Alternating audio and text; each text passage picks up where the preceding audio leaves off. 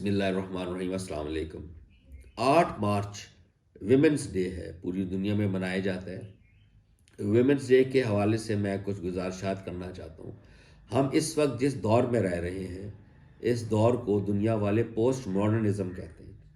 Post modernism का जो main असास है वो इंडिविजुअलिज़म है, यानी इनफरादियत। हर शख्स को जैसे चाहे जिए, जैसा चाहे किसी चीज़ को परसीव करे, और उसकी जो उसकी जो जो उसका जो क्राउन है, या crowning glory of post modernism is freedom. यानी आपको वो दर्श देती है डीकंस्ट्रक्ट का। डीकंस्ट्रक्ट एक डरीडा, उनका पोस्ट मॉडर्निज्म के फ़िलासफ़र हैं, फ्रेंच। उन्होंने कहा कि जी आप हर चीज़ को तोड़ दें, डीकंस्ट्रक्ट करें। इसी तरह एक लियोटार हैं, फ्रेंच हैं, वो भी एंड ऑफ मेटा नैरेटिव्स, यानी जो बयानिया है, Meta which is something beyond. जिसका मेटाफिजिक्स है, मेटाफिजिकल, वो चीज़ जो नज़र नहीं आती। तो मेटा बयानिया का मतलब है वो बयानिया, मसलन रब है, क़यामत आनी है, इल्हामी किताबें हैं, अम्बिया हैं, ये चीज़ें देखी नहीं हैं।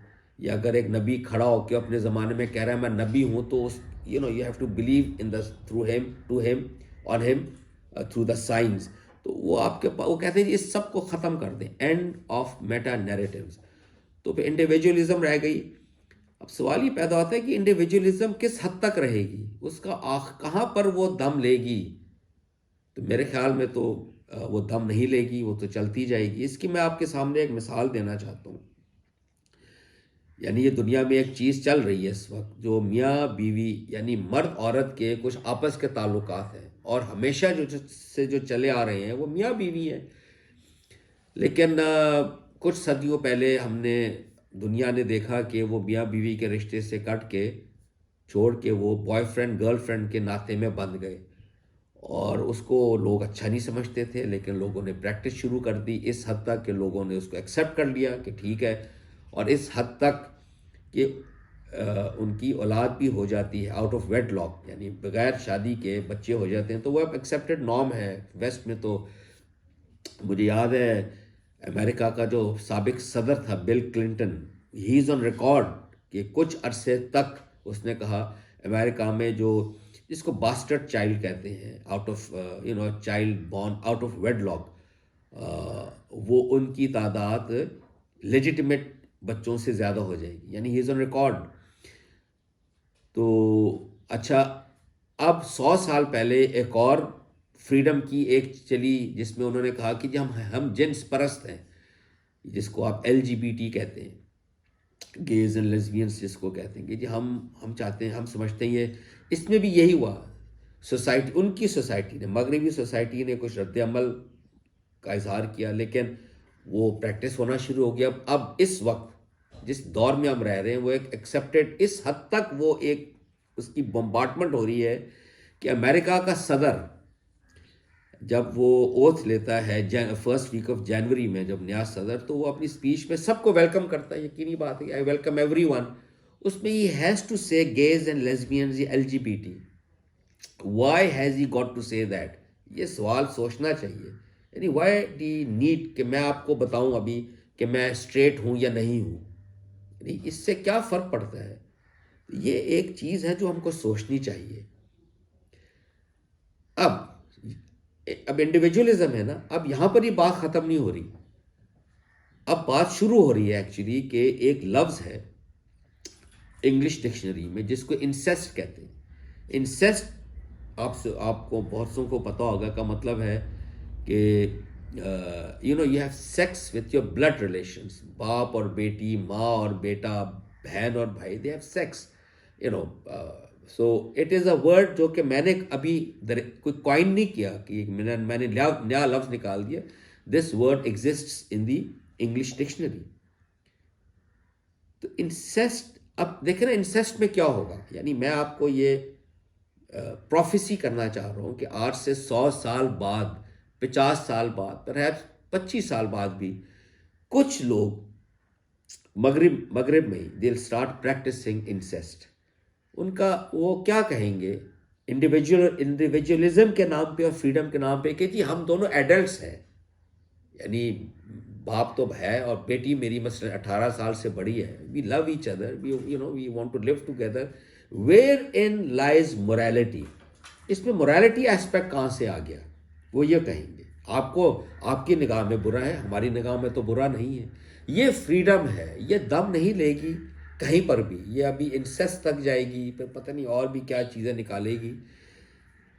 तो मैं ख़वातीन को बहरहाल, चूँकि विमेंस डे है और वो फ्रीडम की एक लहर है, उस पर मैं ये पैगाम देना चाहता हूँ कि हम, अभी मैं मुसलमान की बात नहीं कर रहा, हम बहैसियत इंसान, हमारा एक रब है, एक खालिक है, मालिक है, हम उसके साथ अब्दियत के रिश्ते में बंधे हुए हैं। ऐन के साथ अब्दियत यानी हम अल्लाह की बंदी हैं। इसका मतलब है कि अल्लाह ने हमको बनाया, उसके कुछ तकाज़े हैं, उन तकाज़ों को जानना, समझना, मानना, अमल करना बहुत ज़रूरी है।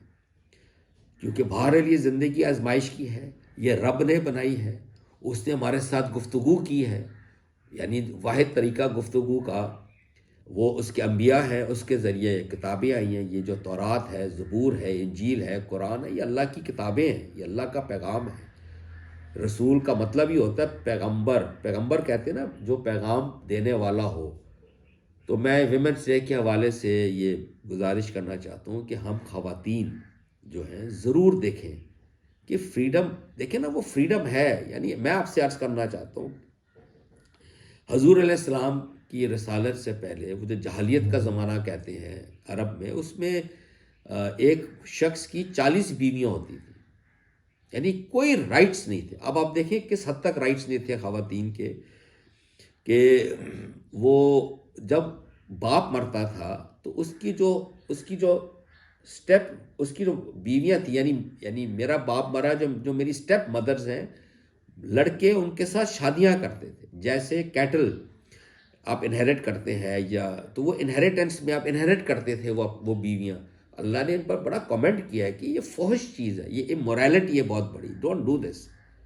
और अल्लाह पाक ने औरत का स्टेटस बहुत बुलंद किया, इस हद तक कि वो अल्लाह ने कहा है कुरान में, बहरहाल में, कि मर्द हो या औरत, दोनों के लिए प्लेइंग लेवल फील्ड है, प्लेइंग लेवल फील्ड है नेकी के मैदान में।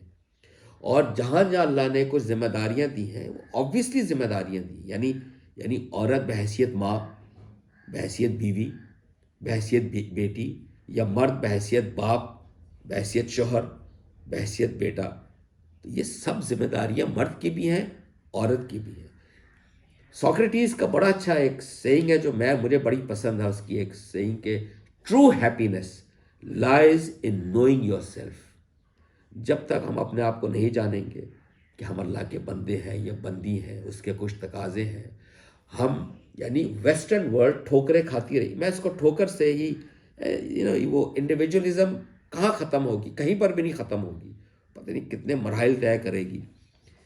लेकिन बहरहाल अल्लाह है, हम उसकी बंदी हैं या बंदे हैं, इसको भी मलूज़ खातिर रखना चाहिए।